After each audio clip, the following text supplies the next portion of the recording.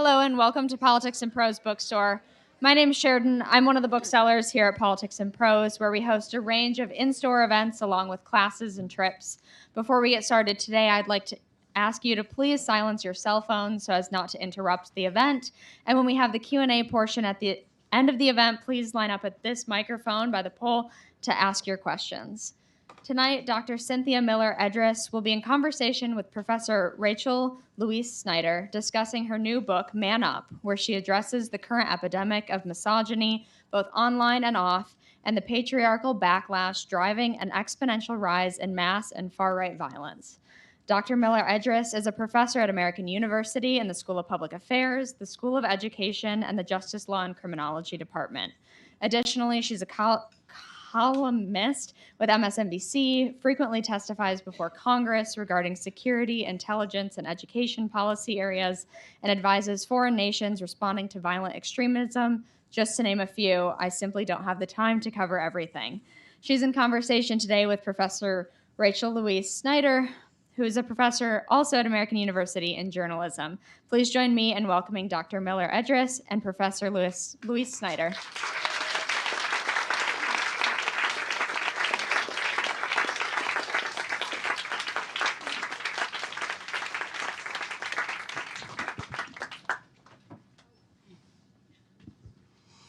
Hello. Hello, everyone. We're colleagues, and here we are on the weekend. And our dean is here, too, somewhere. So Really? there she is. We're going to try not to swear then. What an amazing turnout. This is fantastic. Hey, people care about books still. Yeah. It's amazing. There is one little seat up here. There's one over here. And that's all I see. So, okay, Cynthia, this book is incredible. I'm thrilled to see this turnout because in addition to it being just an epically readable book, it couldn't come at a more important time, I feel like. And actually, when I first read it 10 months ago, it feels like we're in a very different world even than we were then. But you were somewhat reluctant to write this book. I wonder if you could talk a little bit about that. Yeah. First of all, thank you all for coming. What a turnout. I see so many neighbors and friends and old friends, my dad, my sister. Hey, where's your dad? Where's your dad? Raise your hand. Woo! My husband. I mean, you can't write a book like this without having men like that in your life, right? I mean, incredible, the best men. And my neighbors, friends, my colleagues. Raise your hand if you're here from Peril, my research lab, an incredible team. We'll talk about later what we do. My sister, to whom the book is dedicated, and my niece, just honored to see so many people here, so many old friends who I love and admire. I did not want to write this book. I avoided it for a really long time. I think I opened the book with basically an apology to the field for looking past the misogyny that was so obvious. And part of the purpose of the book is to make it so unflinchingly obvious to everyone who reads it that hopefully we take it more seriously. So I spent my whole life interviewing men in and around violent scenes, and I wrote a lot about their views of their own masculinity, brotherhood, desire to belong. And I wrote a lot about women's roles in those movements, but I did not write about or ask them about their views about women or the LGBTQ community. And this sort of tries to set the record straight. Mm-hmm. Mm-hmm. So for those of you who haven't read the book yet, actually it officially comes out tomorrow, right? Tuesday. Tuesday. Okay. So you're the chosen ones who can get it early. It really does situate the patriarchy, misogyny, femininity, the political moment that we're in. But I feel like let's first start with your definition of patriarchy. And so this is my copy, so if anybody tries to steal it, I will use it as a weapon. I will weaponize this book. I'm just kidding, Dean. I wonder if you could read just the definition here of patriarchy in the book, Yes. and that will also give you all a little Yeah. little bit of the taste of the voice of the book. Patriarchy. Patriarchy is simultaneously one of the simplest and most complicated terms I've ever had to define. In its simplest form, it is a gendered system that gives some men the power and resources to dominate women and some other men. What becomes more complicated, however, is describing how that system of domination works and what it relies on. First and foremost, patriarchy insists on a rigid male-female binary that is depicted as natural or biologically determined, meaning that people's intelligence, behaviors, or talents are based on genetics rather than their social environment, and which privileges human capacities that are seen as male over those that are seen as female. Decisions about who falls on what side of the male-female binary rest on socio-political ideas about sex, i.e. biological features like anatomy, hormones, and chromosomes, and gender, social constructions of what masculine and feminine traits should be. Power is the most important feature of patriarchy, which becomes clear when we understand that patriarchy is more than a set of cultural norms. It is a system of social, economic, and political relations. In patriarchal hierarchies, some men not only hold more power, but they also impose policies and practices that perpetuate that power and the superior status that accompanies it, while ensuring that all others, such as women and the LGBTQ+ community, are subservient. The word some is important here because not all men dominate all women. Some men who benefit from patriarchal systems also dominate other men who do not embody expected masculine ideals. Some women, in turn, benefit from, reinforce, and uphold patriarchal norms and expectations in their own lives, in their familiar and caretaking roles as mothers, wives, or daughters, and in the policing of gendered rules more broadly. Yeah. Thank you. So we're talking at a very particular moment. I'm not sure I've ever had to have security at an event at Politics and Prose. Of course, there was the homicide of Charlie Kirk this week. I will not call it an assassination because he was not an elected leader, but there's also a story, maybe some of you saw it, about a young man who started at age 7 to play Roblox. How many of you have kids who've played Roblox? My daughter loved Roblox. It seems like such an innocent game. I mean, it got us through COVID. Yeah, it did. But there was a New York Times article about how the kid, met somebody online through Roblox, and he's just taken his own life now. And it turned out who he thought was another young man playing was in fact a 37-year-old pedophile. So these two stories have been ringing around my head as I was preparing to talk to you today. And I wonder if you could talk about where we are right now in this moment. Oh, that's a big question, but thank you for it. I mean, where we are in this moment, absolutely, to have security at Politics and Prose, to have MPDs sitting outside, is not something I ever thought would happen in my lifetime. I mean, it is. So we're all very safe, feel safe here, but it is a moment when the victims and the targets of the kinds of things that I've written about my whole life are broader and wider, and where these kinds of gendered claims in particular and gendered risks that happen in online gaming, in self-help searches I talk about in the book, and in kind of the just a joke parts of online youth culture that can make it really hard to determine what's real from what's not, whether that's in an in-game chat or in a meme or in the kinds of things we saw in the bullet casings, right, that are still being unpacked and misinterpreted in the media because they're part of cultures that people don't really understand. They're deep online, ironic youth cultures. And so all of that kind of factors into some of the things that I wrote about in the book too, that just make it hard to disentangle what's real from what's not real. And often kids are the victims, as you're talking about. Yeah, I actually had never heard of the group Gripers. Gripers. Yeah. Who are they now? Who do we need to know? What do we need to know about them now? So the groypers, and bear in mind, there's still no evidence of any motivation whatsoever, right? So we can't talk about motivation. What we can talk about are some of the clues about cultural dimensions that are muddy and mixed. And so the perpetrator in this case had dressed up as a groyper meme for Halloween a few years ago. And then some of the things written on the shell casings indicated some immersion in that culture. And it is a meme-based youth group of guys who self-named themselves in reference to Pepe the Frog, who had become a white supremacist symbol.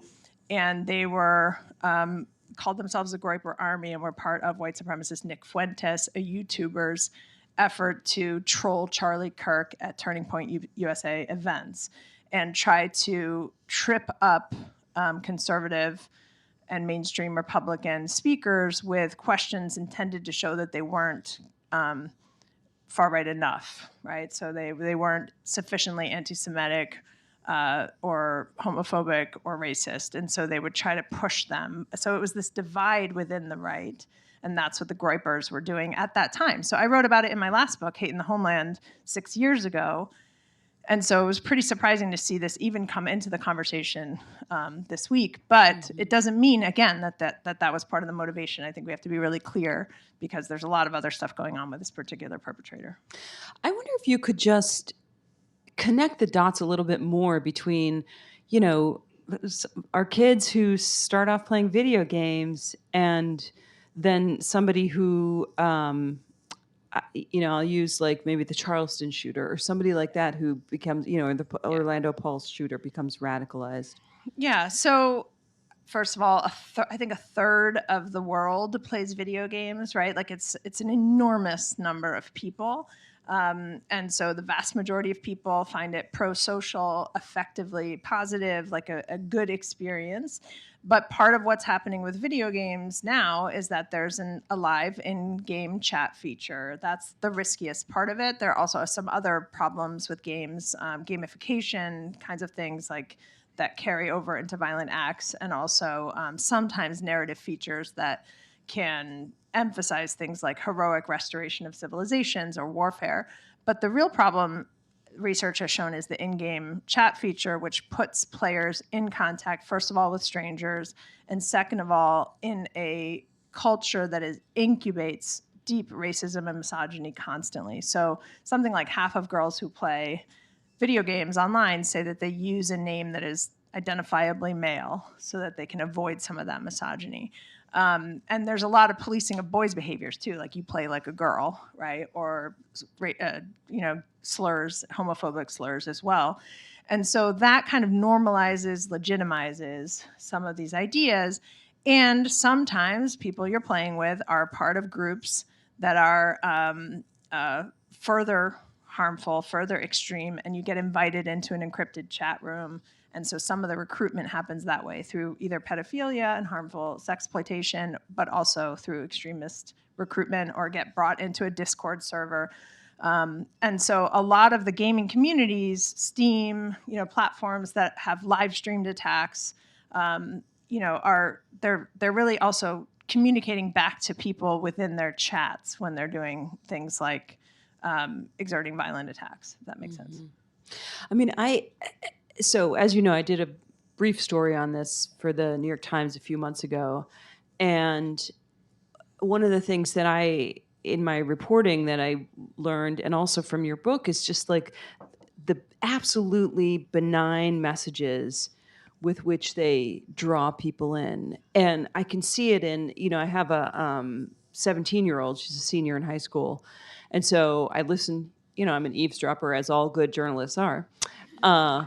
And I listen to just their talk, right? And there's this constant, for example, what I'm hearing right now is all about weightlifting and protein. Like these guys can't get it. You could stuff a chicken in both of their ears and it wouldn't be enough protein for them. So, and some of the people I was reporting on, the researchers were talking about, the protein, the muscle building is all part of that. Is that Is that sort of a gateway? It is a gateway, unfortunately. And it's a gateway that also can be, a very healthy, fulfilling part of people's lives, fitness. Yeah, we need a little protein. Right, exactly, right? So, but what often happens when I talk about in the chapter on what's called containment are these pathways that often young men typical pathways. So one is in-game chats on online gaming. Another is a self-help search. Often it's for fitness, dating advice, or sort of financial advice, meaning how can I get rich? And they land on an influencer, not always, but sometimes, that does provide them very meaningful guidance, but also scapegoats. Typically, women and Jews are usually the 1-2 punch of the conspiracy theory. That is, the groups that are blamed essentially for stacking the deck against men. And so that then can introduce them, not only the Andrew Tates of the world, who everybody sort of now is familiar with, who's had a huge, approval rating among teenage boys, up to 20%, I think, in the UK recently, and something like that in the US.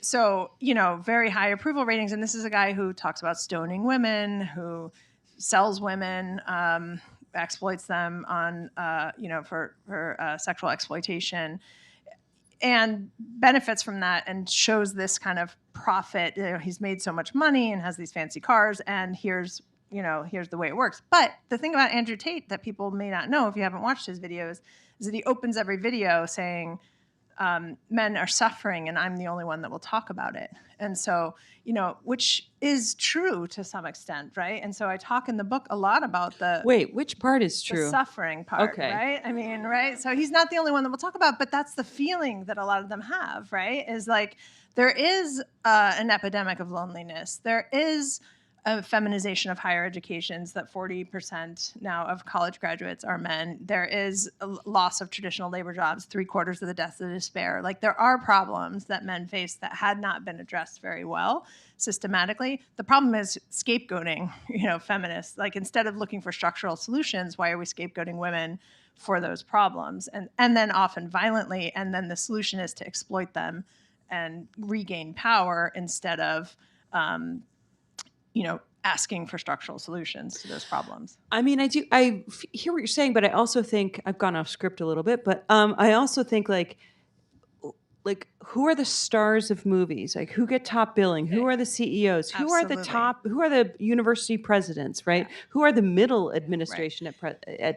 So men can be going down and still be higher than women, right? Like, in other words, like, it's not an either or problem, it's a both and problem. No, but right? I think it's it feels to me like they're blinded to one set of problems in the world and completely alert to another. Yeah, I think that if you look at the data that says, for example, now 25% of men under age 30 don't have a single friend, right? 50% of American men say their online lives are more rewarding than their offline lives. Like, that's not great data, right? Like, I don't think any of us want to see data like that. And so when you have men who are feeling isolated, lonely, I mean, I had this incredible conversation with a high school student, a group of high school students in March, and about algorithms and how bad information comes to them, et cetera. And afterward, they approached us, and one of the boys, a 16-year-old boy, said to me, asked me what, after doing all these interviews with men my whole life, what did I think that people didn't know about a man, being a man, that they should know? And I flipped it to him, and I said, well, what do you think they don't know? And he said, I don't think people know what it's like to suddenly realize the world sees you as dangerous, right? But then a girl turned right to him and said, well, I don't think boys know what it's like to suddenly realize the world sees you as a sexual object. Mm-hmm. And I said, well, maybe the two of you should be having this conversation. Like, can we, can the school create a space for that kind of conversation? Because they're totally aware of the gendered experiences they have. They're completely aware. I think it's the rest of us who have to catch up and help them grapple with that so that they don't turn it on each other. So it's interesting that you bring up Andrew Tate, who I hate talking about because he already gets too much airtime. But, there's videos of him physically abusing his girlfriends, which he says were consensual.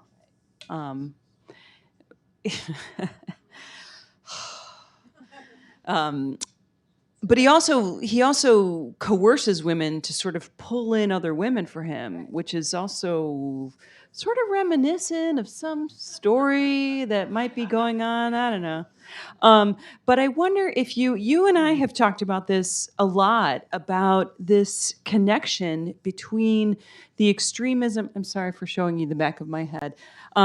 Between the extremism that you study and terrorism and national security and domestic violence or intimate partner violence. Like these things to you and I, we're like the young boy and the young girl. We're like so obviously linked. But can you talk a little bit more about that? This is one of the reasons why I'm so excited that you and I are in conversation, because if you don't know Rachel Louise Snyder's work and her book No Visible Bruises, I mean, she's our nation's leading expert really in many ways on domestic and intimate partner violence. And I wouldn't say leading expert, but thank you for that, yes. Cynthia.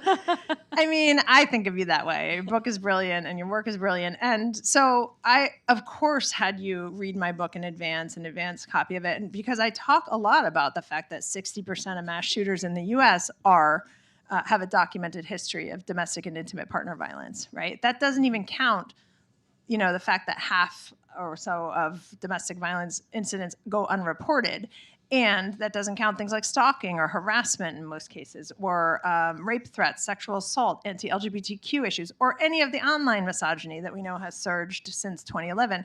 So when you add all of that in, basically I couldn't really find a case. There's almost no case of a mass shooter where you can't find a history in some way, even though the targets are often someone else. And so, this is where I'm going to trigger, raise some painful episodes in our history, but the Charleston church shooter who said, as he was enacting horrific violence on African Americans in a church, said, "I'm doing this because y'all are raping our women," right?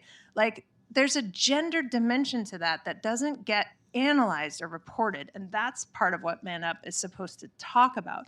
What if we look at the gender dimensions, the fact that the Buffalo shooter talks about demographic, white women's birth rates 40 times. The Oslo terrorist and Utoya Island terrorist who killed 77 people, mostly children, who were progressive future political leaders, was obsessed in his 800-page manifesto with feminism as the source of the problem of demographic change, why white people weren't reproducing enough. And so that is part of the story of racist white supremacist extremism that doesn't get looked at, right? And so when you start looking at it that way, both the histories of domestic and intimate partner violence as red flags or warning signs or as incubation toward mass violence, but also the fact that almost all of these, one of my most frustrating ones, the second ago Minnesota shooting. You can't just say Minnesota shooting anymore. 2 shootings ago, the assassination of the congresswoman and her husband and the attempted assassination of 2 others gets reported by the media as an attack on progressive politicians. But they were progressive about gender issues, right? It was about reproductive rights and LGBTQ issues. So let's talk about the gender part of that, not just the progressive part of that. And that's what I'm asking in the book for people to do. And I want to add to that I did an interview years ago when I was working on No Visible Bruises with a foreign State Department official who said to me, in our diplomatic circles, we are completely aware that the countries with which we do not have relations are also the countries that are absolutely the worst when it comes to gender-based violence. There really is a direct link. Now, of course, that's not really true as of January this year. It's, and we talked earlier today about Trump saying this thing, "Oh my God, you get in a little fight with your wife and they want to call the cops on you." I mean, it's really this minimization of domestic violence. And I think it starts there. You control your home, you control the community, you control the politics. Well, and the flip side of that is also true, as we know, because we do pay attention to this issue when it comes to Islamist extremism, as I talk about in the book, right? There's a dozen reports from the UN and the International Criminal Court on, we all know these stories, the Yazidi women, the Nigerian schoolgirls, the way that al-Shabaab uses forced marriage as a territorial control, honor killings, right? But we also know from research that in context with Islamist extremism, the best way to build resilience is to improve people's views of women's rights. The better a society is at thinking that women should be able to vote, to work outside the home, to hold political office, the less likely they are to have high levels of extremism when it comes to Islamist extremism. We just don't we don't even collect that data right here. So, the worst chapter for me to write was the chapter on exploitation. As you know, I've talked about, very hard chapter to write, where I look specifically at these issues in white supremacist extremism context in the US. And one of the things I found is that if reporters who turned over affidavits, written affidavits for stories they couldn't figure out how to write while protecting women, for example, where the affidavits talk about the fact that neo-Nazis are keeping women hostage, basically, and selling footage on the dark web as a profit. But they're only arrested on drug trafficking, weapons trafficking, and racketeering charges again and again and again, even though the DEA says sex trafficking and drug trafficking go hand in hand. So you don't see those. It's totally invisible, right? The fact that the little line when 63 neo-Nazis were arrested in California last year was the hostage negotiation team was also on hand to assist. Well, who do you think the hostages were, right? They are only arrested on drug trafficking, weapons trafficking, and racketeering charges. So that's incredibly frustrating, that invisibility. Right. So for those of you who don't know, about 90% of hostage situations in this country are domestic violence hostage situations. And this is, you're also speaking to Sean Combs, which I wrote about as well. So this blew my mind when I read this in your book. And I just have to read this out loud because I just found it astonishing.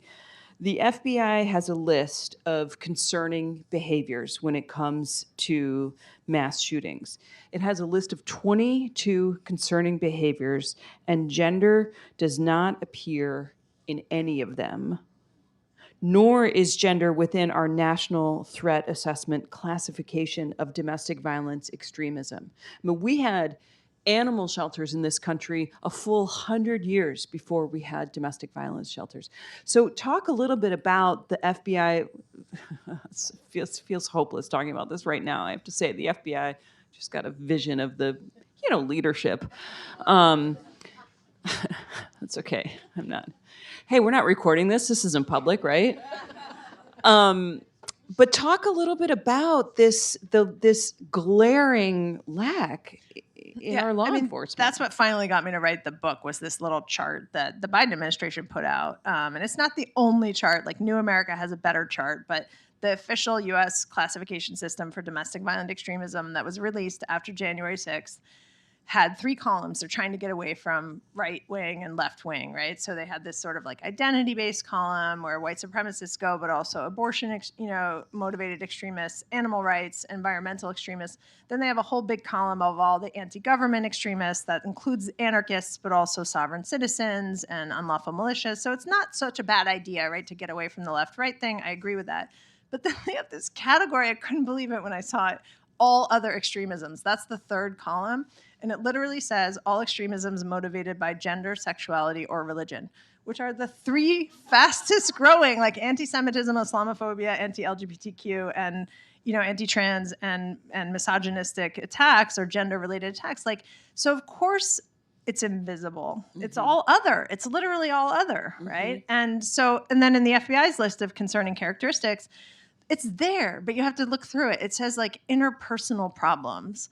Well, who do you think the interpersonal problems are with? It's the shooter and what? And it's, guess what? I bet it's a domestic violence. Knowing what we know about the data, right? But it's just so hard to name it for some reason. Yeah.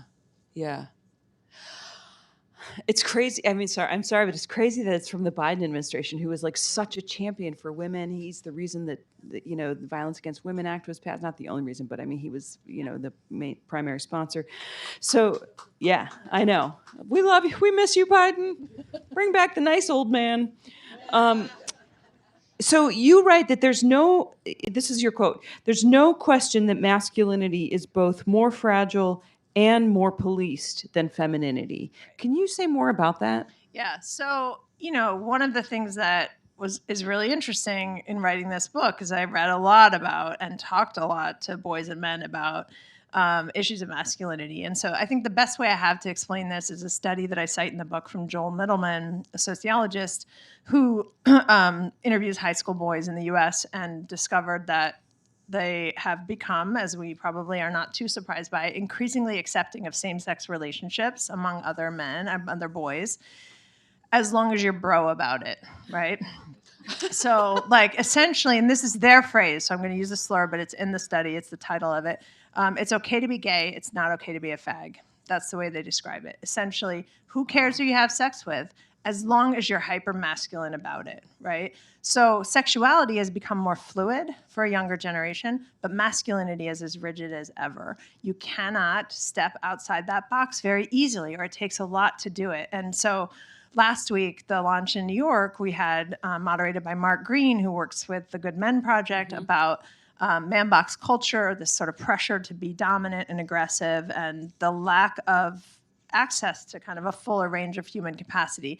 That contributes to a lot of this. And so I talk about that policing. That's part of the gender policing that I talk about, is the policing of boys, the policing of boys' behaviors, and how that leads down to, you know, kind of later on to other trajectories. Femininity, not to say that women have it easier, right? That's not what I'm saying, but there's more flexibility, even in, like, you know, just gender expressions than there has been compared to a generation ago. I also talk about my mom a lot in this book, you know, anecdotally about, you know, what it was like for her at a time when her dad said he wouldn't pay for college for a girl, right? And she was the valedictorian of her high school class, and she went and paid for it anyway, waitressing. But you think about that, is unimaginable today among a class valedictorian that they'd get that message, you know? I mean, it is, and yet I listen to some of these trad wives who are like, I'm living my best life, raising 16 children, you know? Well, that's the other part of this book. I think there's a whole performance part of it, right? And the influencer part of this. Like, so one of the things when I talk to high school kids or middle school kids in the lab, which we'll talk about in a minute, talks about, you know, building media literacy and skepticism about what you see online. One of the first things I ask people is like, is that person trying to sell you something, a product, or are they trying to get you to subscribe to something, or they want to sign you up for a course, right? And if those three things are, like, think twice if any of those things are happening. If there's right? money if involved, there's money involved, yeah. I guarantee they're going to be more outrageous. There's more performance of outrage. There's more salacious content, because that drives engagement in the algorithms and the metrics. That's how they get more followers. And that, you know, that means they might not even authentically be reflecting things. I mean, I had to do a debate with a far-right podcaster in December, and we had dinner as required together the night before. Perfectly lovely dinner in which we talked about parenthood and, you know, all kinds of things about his book, my book. And then the next day, I was so surprised when I realized it. The cameras went on, and he became like a performer of outrage. And it was not the personality that he had the night before. Wow. And I was like, oh, because you live off of your Substack, right? You're employing 10 people off your Substack. You have to be outrageous to keep these 85,000 people subscribed for $4 or $5 a month. And you don't have a choice now. He said, I would never be able to write a book. I make more money from a single Substack post. That's the world we live in, of how people earn money through outrage, right? And and a lot of that outrage is gendered. Yeah. I mean, I listened to Erica Kirk, who I didn't even know existed until, you know, 5 days ago or whatever. And I heard her saying, like, you know, we're going to continue on with this. And I thought, you've put yourself in a subservient situation, and now you're putting yourself in a leadership position. Like, it just felt like there was like an irony that I mean, I guess it's not unlike the National Guard wearing camouflage and orange vests, which to me is the best metaphor for this administration. Like, do you want to be seen or unseen? Like, I know. I got to write a shouts and murmurs on that, right? I have a whole thing, like, if they wore ballerina tutus, they could go to a ballet class. They could, I mean, whatever it takes, right? So, sorry. I got to lighten it up. This is a heavy conversation. It is a heavy conversation. So, in the book, so this is DC, man. This is like our home turf. And so we know there's a lot of, like, bureaucrats or bureaucrat adjacent people. And let me just say, we love our bureaucrats. Love you. So you talk about how experts in violence and gender work in 3 different categories or areas. And I wonder if you could talk about that. And then I also want to like encourage you guys, when we're done, we'll open it up to questions in a few minutes, and then Cynthia will do a signing, but like also stay around and meet somebody new, and like let's make connections, and let's like knock down the barriers of these 3 categories. Yeah, I mean, you and I are a perfect example. We were on the same campus for how many years before we met, right? I know, I've been there 17 And years. I will say, so I've been there 10 years, and I will say, I won't name the person, but You're as a you newbie. know, right, Yeah. as you know, a very senior person in the university heard we were doing this together and said, oh, I love you two. You're 2 of my favorite people. But what do you have in common? Right? Oh, that was so crazy. That's amazing, right? Yeah. Like, and I was like, what do you mean? I mean, just look at our footwear. I know, right? So, like, domestic violence expert and a national security expert who works on the prevention of violence. We both work on the prevention of violence. You work on, at the interpersonal, the mass violence level. Like, but it's not visible even to very smart. So I said, my answer was like, you're my audience, come to the talk, right? Like I want people to walk away not being surprised that the DC Rape Crisis Center is the recipient of this talk, right? Of donations from any of you who are willing to give, and also from any proceeds from my sale of the books. People should be, if they're confused by that, then this is the talk for them, to understand that interpersonal, domestic, and violence at the interpersonal level matters for later violence, right? And so everywhere I give a public talk, the recipient is sex trafficking victims organization, or in one case, it's a skateboarding girls can skate too. My sister put me in touch with. It's awesome, like kids to get more girls and gender expansive folks into skating, professional skateboarding. So like equity issues, LGBTQ advocacy issues, like anything on the interpersonal level.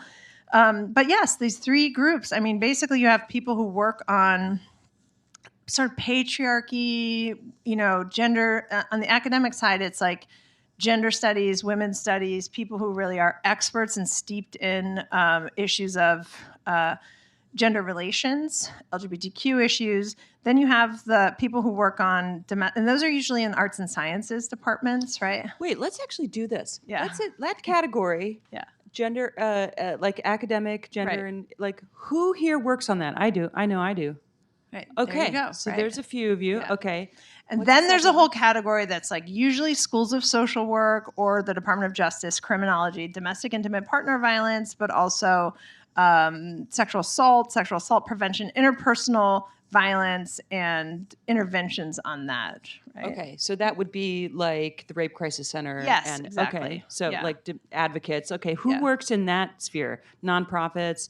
Awesome. Okay, anybody Great. else? Anyone? Oh, yeah. Hi, Jane. You can all go meet Jane. She works. Okay, and what's the third? And then category? the third is a national security space that works on mass violence. Well, but they're not going to including- raise their right, hand. So, including the incel, like the violent incel, which are, the one category that our field has started to pay attention to, which is the misogynist incels or violent incels, involuntary celibates, they're called, if you don't know that term, self-identified, unable to have intimate relationships with women, and then turn their anger. So the yoga shooting in Florida and Tallahassee, the Santa Barbara sorority, the Toronto, right? There's about 50 people have died at the hands of violent incels, and they're often not classified but related to school shootings as well.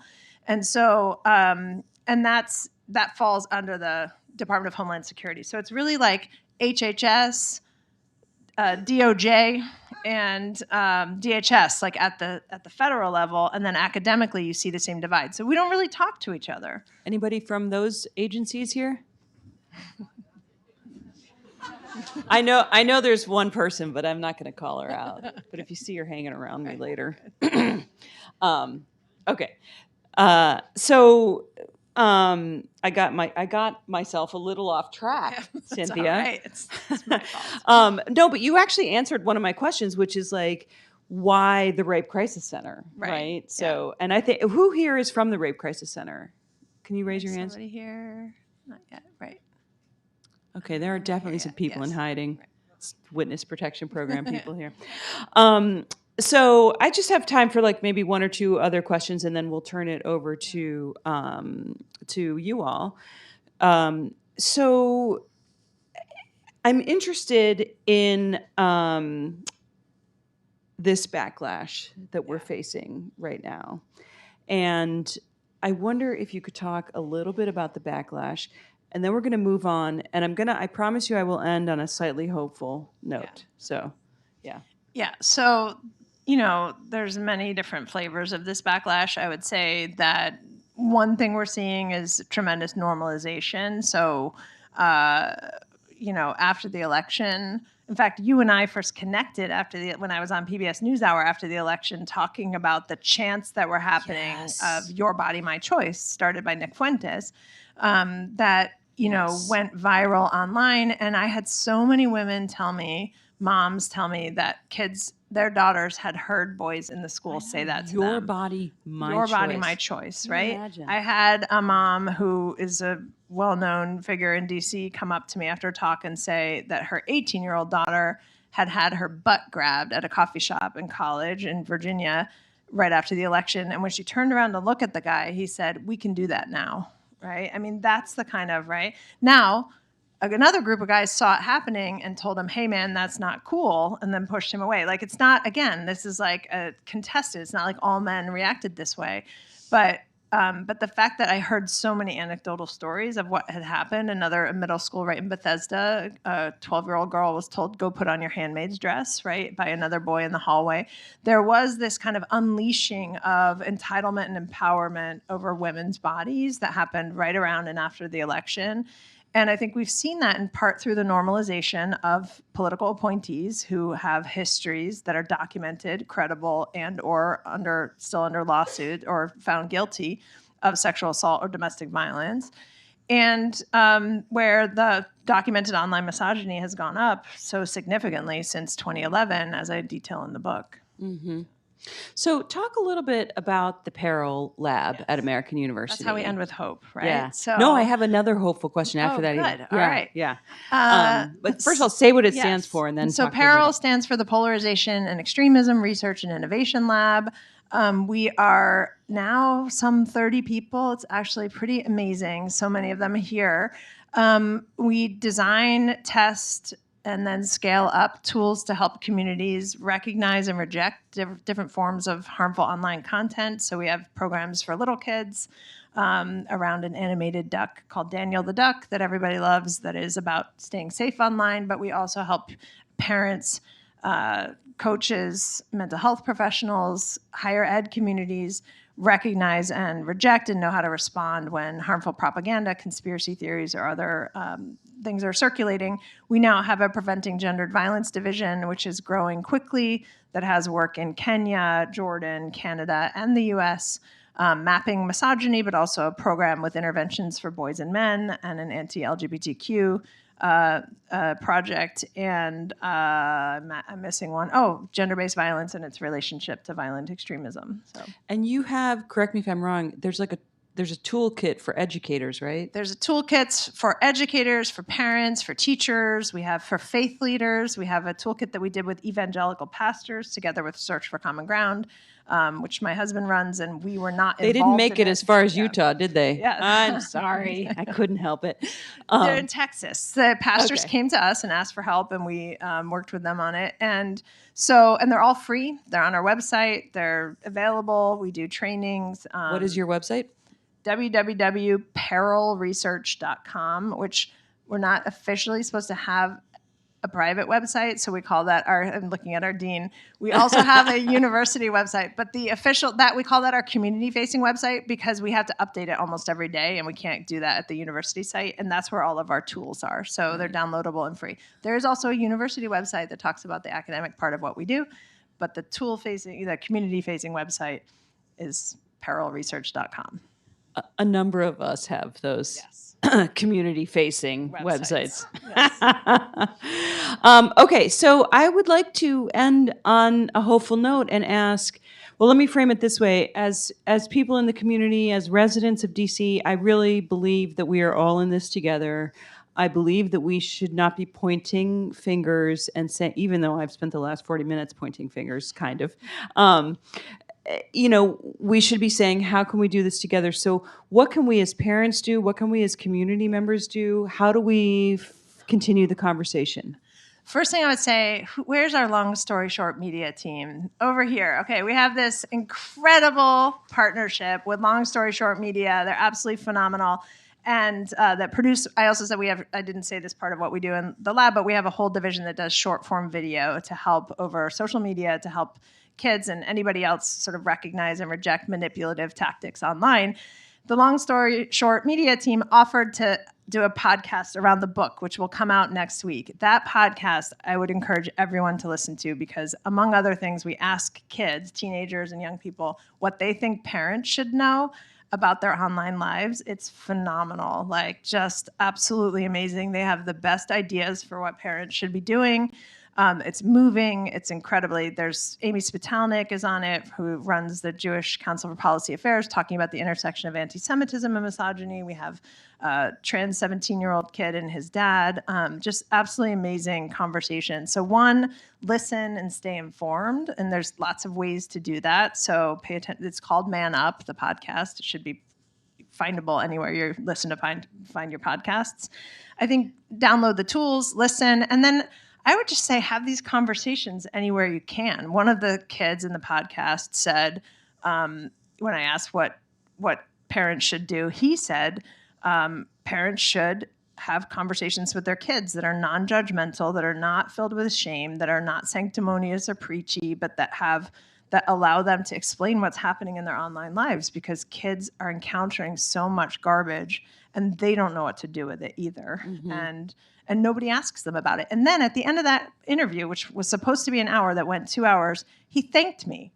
Like, he was like, thank you so much for these questions. Nobody ever asks me this stuff, right? And I was like, that's amazing, right? I mean, maybe also parents should talk to other kids, because we know kids that's don't right. talk to their, yeah. I mean, so we also found, we study parents and we study the tools and the guides. And one of the things we learned is that parents, the number one place where they talk to kids about this is in the carpool, right? So like totally, they're captive audiences, and you're also not making eye contact, which is really helpful. Yeah, it's basically the reason I go on a road trip every year. That's great. Yeah. So I would say that's the first thing, and the other is like toning down the rhetoric and engaging wherever you can.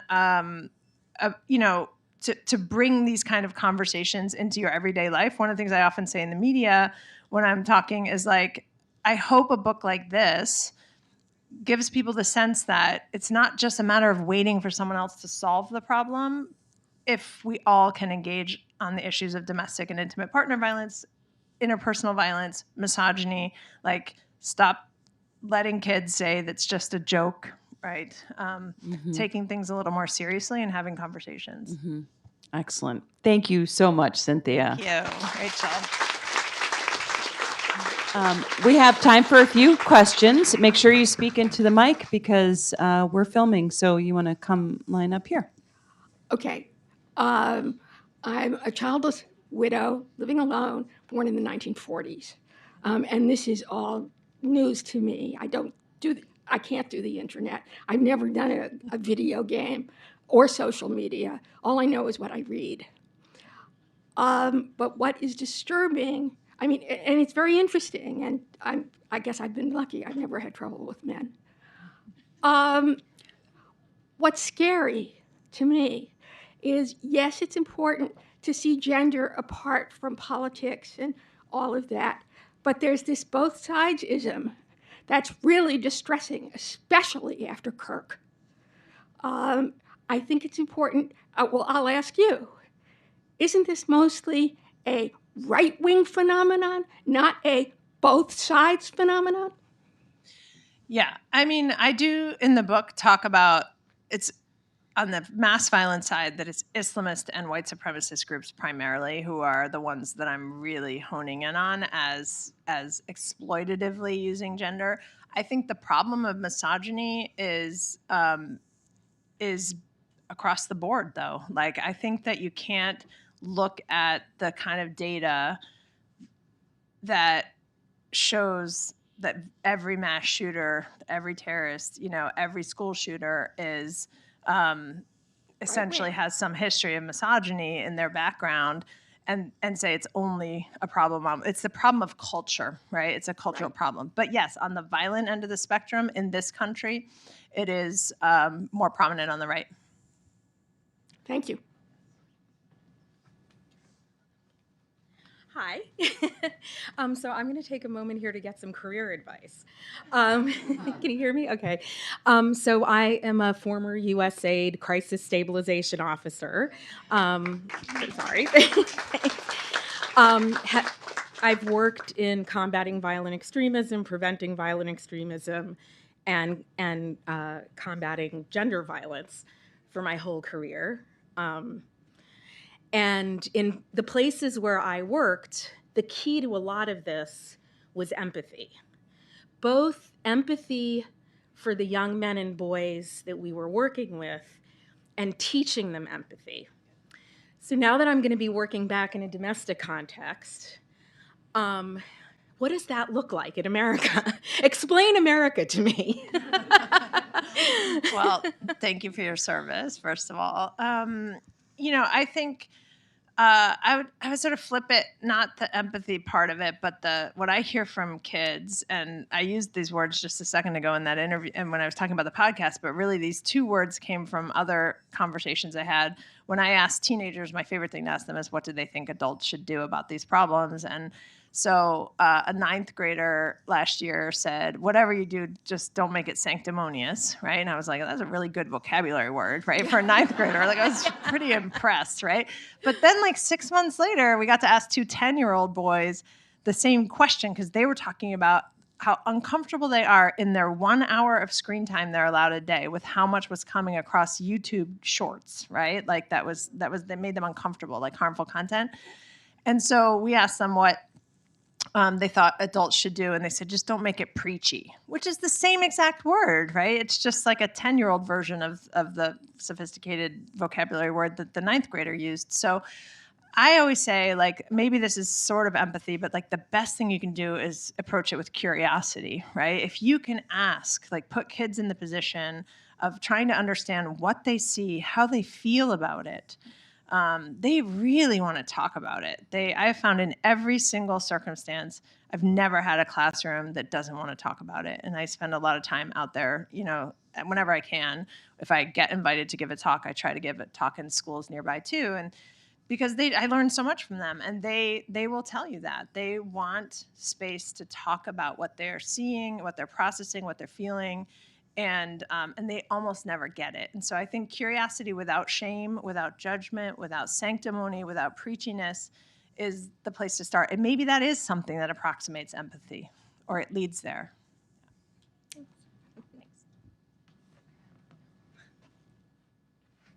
Hi, thank you so much. First of all, I'm a really big fan of your book, Hate in the Homeland, so I'm really excited that you're here.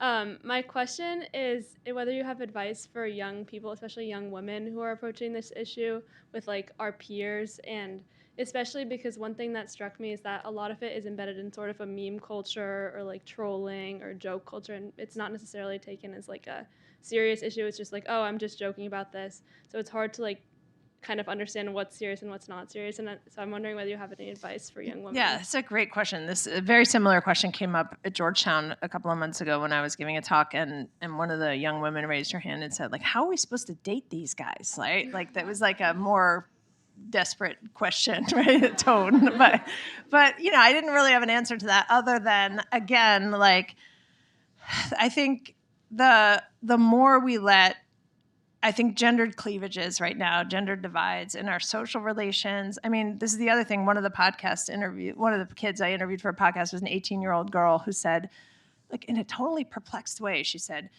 my parents, they described like they had all these friends that were mixed sex, like boys and girls and men and women. And she said, I don't have a single straight male friend, and neither do any of my girlfriends, right? And that, I think, is one of the saddest things that's happened as a result of these gender divides. Like, my two oldest friends from high school are men, and I lived in a house with 10 guys in college, and I was on a cycling team with 50 guys and 3 women. Like, I have always enjoyed friendships with men, and it's so important to my history and who I am.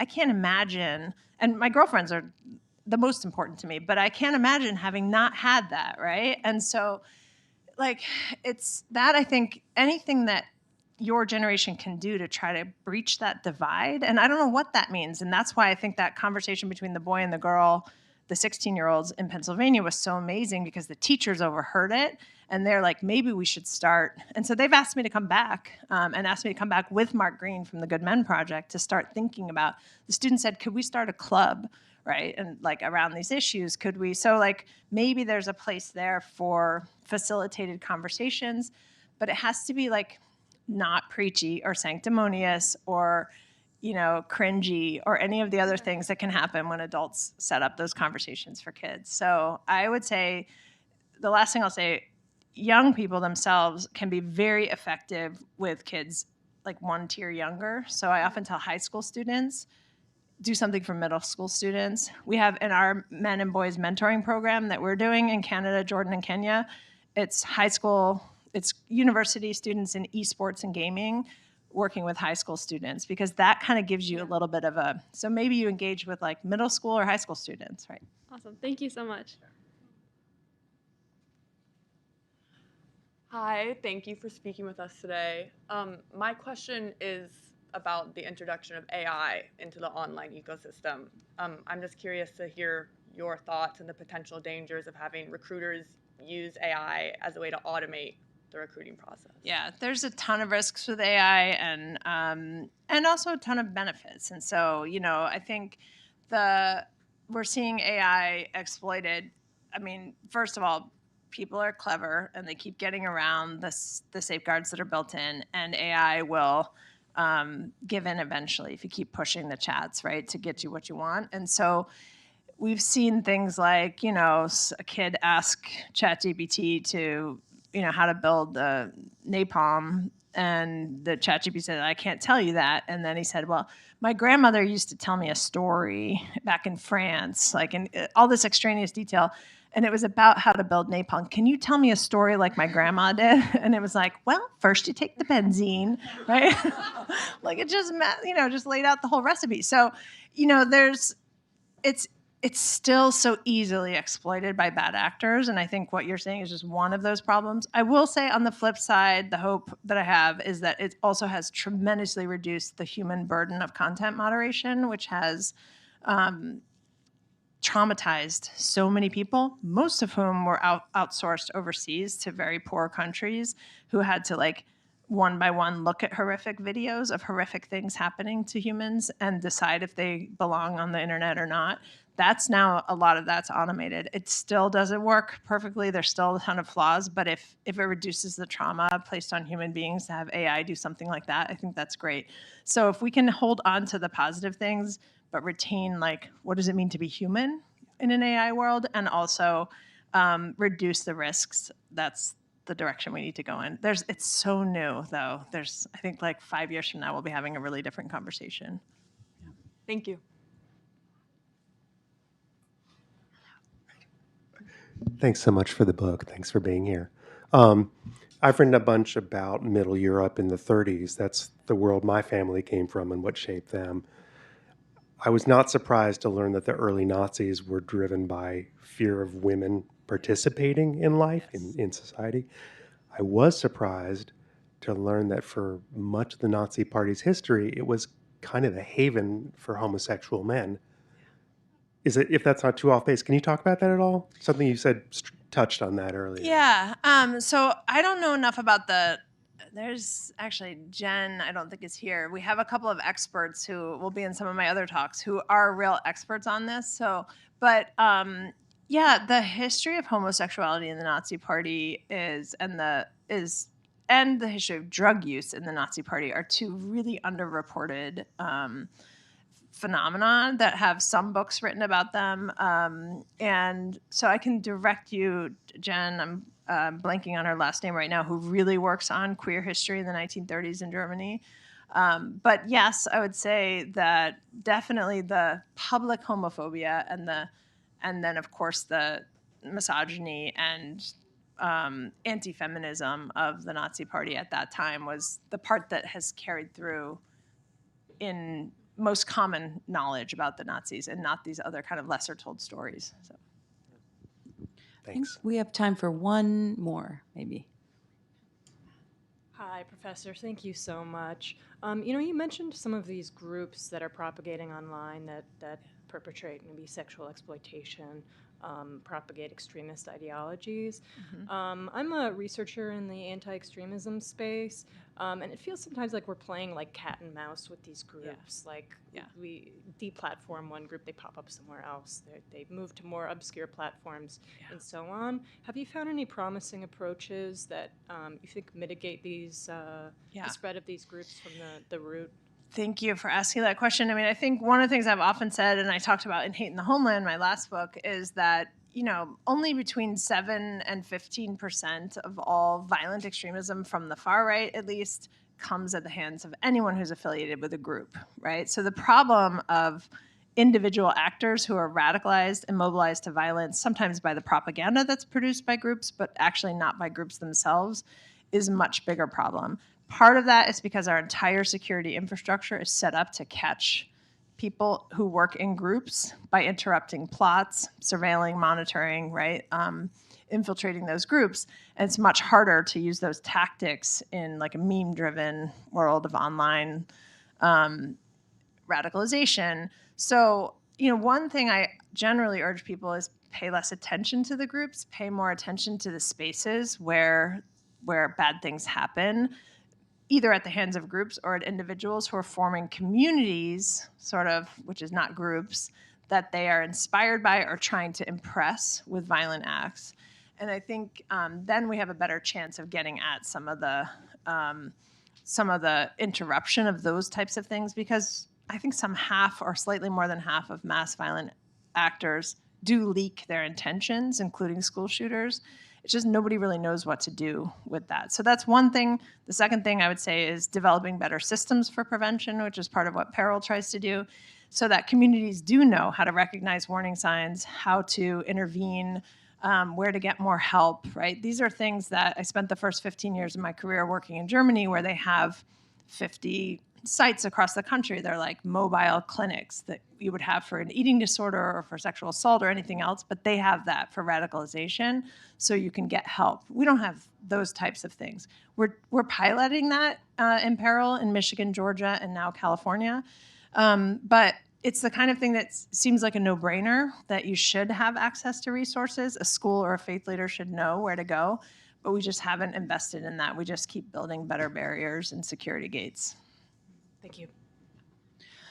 So if I could ask everyone when they leave to put their chairs up, we do that at Politics and Prose. And thank you, Politics and Prose, for this incredible event. And thank you, Cynthia, and you'll be signing, right? Yes. Okay. Thank you. One picture of the two of us. Thanks, everyone. If you are here to get your books